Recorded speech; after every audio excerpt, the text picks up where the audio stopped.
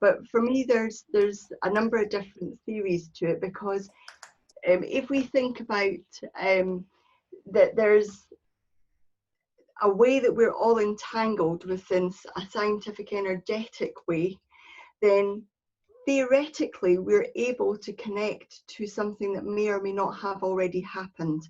And if we're able to do that, then soulfully, within our soul, within our very being, we would be able to connect with that which has already been determined and thought of and happened. Now, we can go into scientific, we can go into quantum physics, molecular science, string theory, all of that. We're not going to go into that just now, but I know there is a way that our soul connects with that which is divine, that which is the creative force, and in some way recognizes a decision that has already been made. Now, what we know is, as mediums, Denise, Phil and I would never, because we know the standards, predict something like a passing or an illness, or prescribe something, because we know it's about free will, and if it can't be changed, then we do not want to put a sentence on somebody where they're dreading.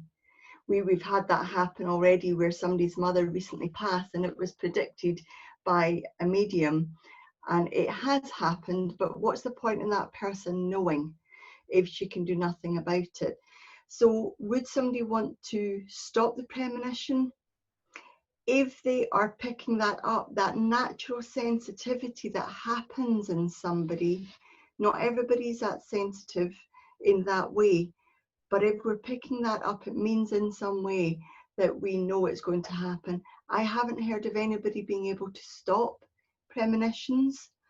I do know that people begin to sit within themselves and allow themselves to understand, because premonitions can sometimes be a wake-up call to pay attention, please, to sensitivities, to psychic development, to mediumship development, and then the premonitions diminish somewhat.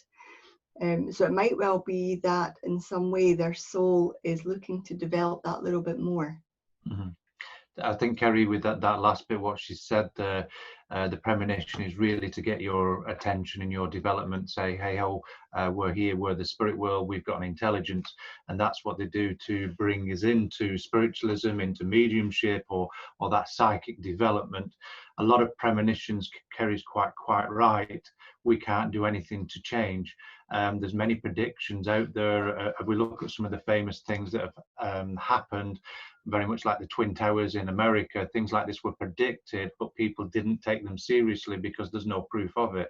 It's down to one person's thought or impression. So again, there's sometimes where we can't, even where we've had friends pass and we felt it. We've not been told by the spirit world, but we felt it. The soul is connected to that divine source. But ethically, responsibly, would we say anything? No, we wouldn't, sort of thing. And we've never been told this by the spirit world. So again, it's a really good question, Janice, because it creates debate, it creates change of thoughts. But a lot of it, like Kerry said, is about getting your attention, the early stages of development. But also there's another aspect of it as well, is that we have different, mediumship comes under one label, and what we need to do is break it down under other labels and make people aware of there's different abilities out there.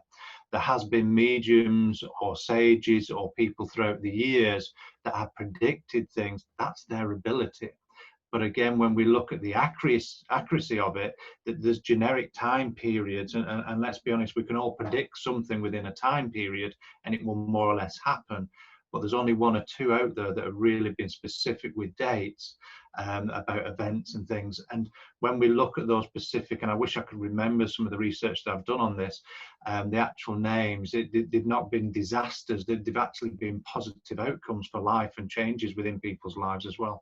So there's different ways of looking at it. What we tend to, as human beings, look on the negative side, the prediction of something that's bad is going to happen. We've all had that dream that we think we've seen a loved one or we've seen an incident and we worry about it. That's the human consciousness, that's the human psychology that's coming in, because we fear the negative. If I pay you a compliment now, you'll push it away.